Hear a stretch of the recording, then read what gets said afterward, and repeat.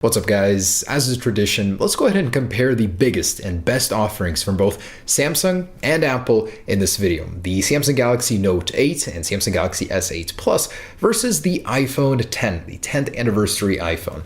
Now these things are extremely similar, they're selling at very similar price points, they're direct competitors to one another, but at the same time they couldn't be any more different. So that's why this is such a difficult video to make, but I still wanted to make it. Now I wanted to preface this video by saying I'm not promoted by either Samsung or Apple. They do not pay me. They do not send me free products. I do not get pleasure from, having one win over one thing or the other do something better than the other. I mean, I'm just going to talk about these phones, how they compete on paper, and let you guys decide for yourselves which one is better for you. I am not trying to promote one or the other, guys. So anyways, let's go ahead and see how these compare features, design, software, everything wise in one little video. And I'm lumping the Samsung Galaxy Note 8 and S8 Plus together into one just because they're very similar. Aside from a 0.1 inch screen difference, a dual lens camera that's not all too different in testing, and a stylus, they're pretty much the same phone on the inside. So I'll be comparing them both in one video just to make things a little bit easier. I wanted to start with build and durability. The iPhone 10 has a stainless steel border, something unheard of in smartphones. I mean, the Essential phone has a titanium border,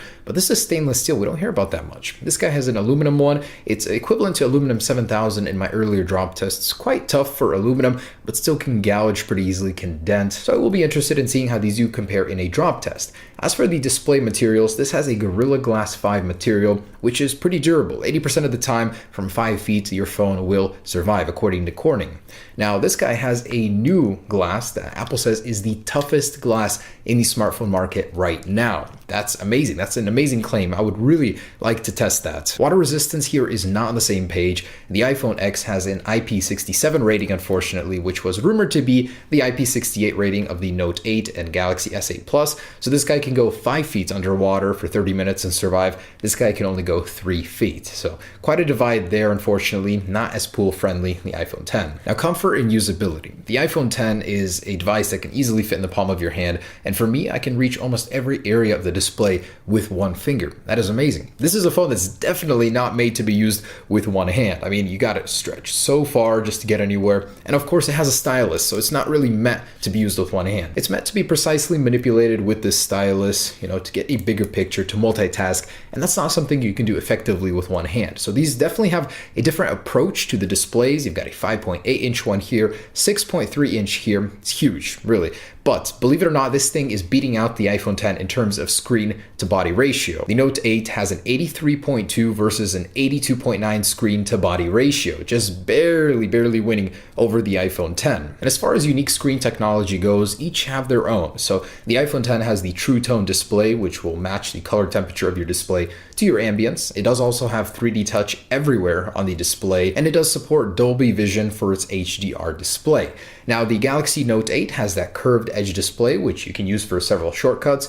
It's kind of handy in some cases, not too much. It has the stylus, of course, which you can use to manipulate the display. Very nice to have that. And it does have a 3D touch equivalent as well, but only on the bottom row to activate the home button. As far as screen resolution goes and sharpness, the Note 8 definitely wins out here with a QHD display. The iPhone 10 is just a little short with a 463 pixel density versus 522. Your content is going to appear a little bit crisper on the Galaxy Note 8, while the iPhone 10 is no slouch. I mean, 463 is still an improvement over 401 on the Plus series iPhones. And I thought it important to mention brightness of the organic LED displays. This technology is known for being a little dim at times, but Samsung's been perfecting the craft for a very long time. This is the 7th or 8th generation of their panels, and it's rated at 1200 nits. This guy is just 625. That is half of the brightness of this in certain situations. So that's definitely going to be a tough battle, especially in sunlight. You're going to want a brighter display. And the Galaxy S8 is just shortly behind the Note 8 at 1000 nits in ratings. And depending on which market you're in, you're going to get a different colored phone for the Galaxy series. I know the Note 8 comes in a gray, a blue,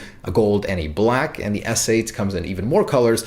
All this guy just comes in two, silver and a space gray, otherwise almost a black. So unfortunately, there was no third color option, the gold for this guy, just two. Now the cameras on these guys are actually incredibly similar. So both are 12 megapixels, both are dual camera sensors, both have dual optical image stabilization stabilization to give you that steady shot whether you're zooming or all the way zoomed out. The Galaxy Note 8 has one slight advantage here in low light. The aperture is 0.1 stop better. So lower, we've got a 1.7 and a 2.4 versus a 1.8 and a 2.4 on the iPhone 10. The iPhone 10 is more capable here. This is something I'm very proud to say Apple has worked very hard on with a new engine just for handling this kind of stuff. It can do 4K at 60 frames per second, whereas this guy can only do 30, and this can do 1080 at 240 frames per second. That is some very sharp, very incredible slow motion video. The actual flash unit too on the back of the iPhone 10 has been improved.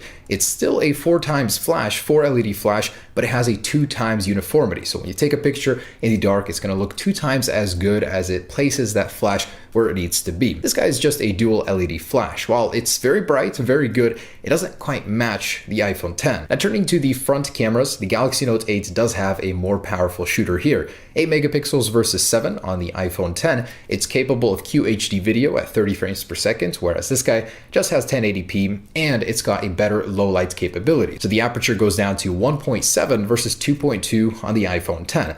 Although this guy does have a portrait mode for the front, both do have that feature for the rear cameras. This one does have one for the front, as well as the new light portrait mode, which you can adjust the lighting and stuff like that. This guy does not have an equivalent for that. And not to mention the new Animojis, the 3D facial tracking, which is a biometric safety feature, but also a really cool camera feature as well, something that this guy cannot compete with. So as far as the biometrics go, this does have a Touch ID sensor or fingerprint sensor on the rear. This does not have a fingerprint sensor anymore, removing that convenience factor. Although in this guy, the placement just kind of sucks, but it does make up for it with iris scanning. So if you want to have a Face ID equivalent, you do on the Note 8. This does not have iris scanning, but it has 3D facial modeling, which is also a great way to unlock your device securely. Now LTE. Apple actually caught up on the LTE speeds, as the official LTE speed of this guy is now 1 gigabit, matching this with a 150 megabit upload on both. And moving on to processors, this is truly one place that Apple dominates. They claim that the Apple A10 is the world's fastest smartphone processor, period,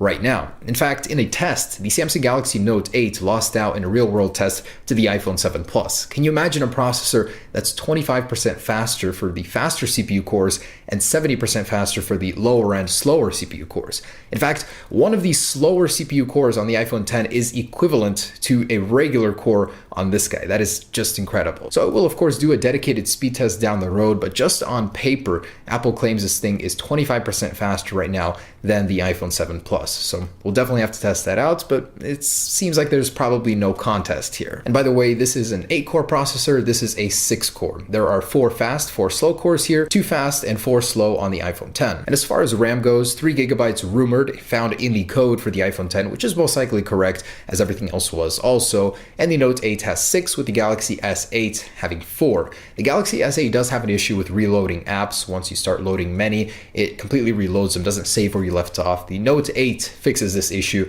by having an additional 2 gigabytes of RAM. And getting into some of the other stuff. So one of the things that I'm very proud of about the iPhone 8 is having stereo speakers. Not many smartphones nowadays have stereo speakers, so it's really great. And they're 25% louder than the iPhone 7 and 7 Plus and have more bass now as well. But the Note 8 does make up for that with the headphone jack. Unfortunately, the iPhone 10 still does not have one. It will not get one anymore. So for the people that haven't updated to a full Bluetooth lifestyle, having that headphone jack probably is a convenience factor. And something I wanted to mention about the iPhone 10, you really can't put a price on convenience. And the W2 chip and upgrade over the W1 in the iPhone 10 is amazing. It now has 85% faster Wi-Fi and 50% more efficient Bluetooth, which means your connections to your products are only going to get faster now. That is awesome, and that is something that I absolutely love. The instant pairing with AirPods, with compatible products, really cool. As far as storage goes, this comes in 64 and 256 gigabyte flavors. This comes in 64, 128, and 256, depending on what market you're in, but also does have expandable storage, and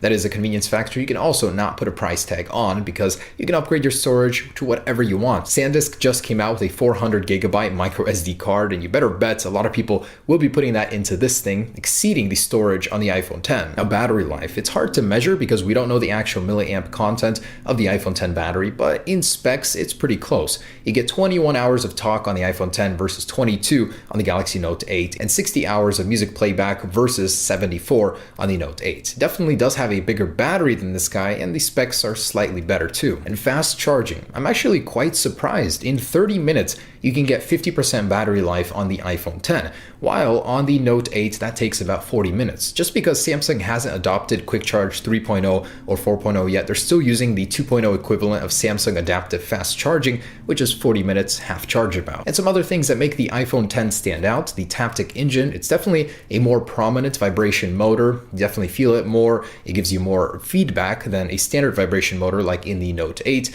There's also the new Animojis, facial tracking. That is definitely a cool thing. 2 years ahead of the competition, apparently. And the portrait light mode, very cool, but I'm sure Samsung will add something like that in the future, possibly even in an update. The Galaxy Note 8 has a stylus, which is a convenience factor on its own. Multitasking with this thing is much easier, not to mention split screen multitasking. You get an always on display with the organic LED display on lock screen, something of course Apple could add in the future, but don't have currently. There's a USB-C port, which means you can charge your laptop, your phone, anything with this same port. USB-C is becoming the standard, and Apple is still resisting it with their Lightning port. You can dock this thing and it becomes a literal computer. And price. So pricing here is actually pretty similar.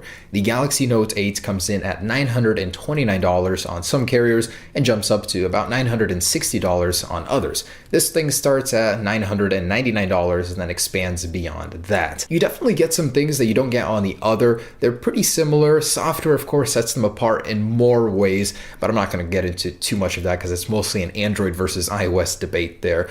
But I gotta say, both great phones. I love that they both do something that the other doesn't, giving you a reason to get one or the other. They are very similar phones, both with their bezel-less displays or close to bezel-less displays, massive batteries, wireless charging, dual cameras with dual OIS on both. Both have facial recognition.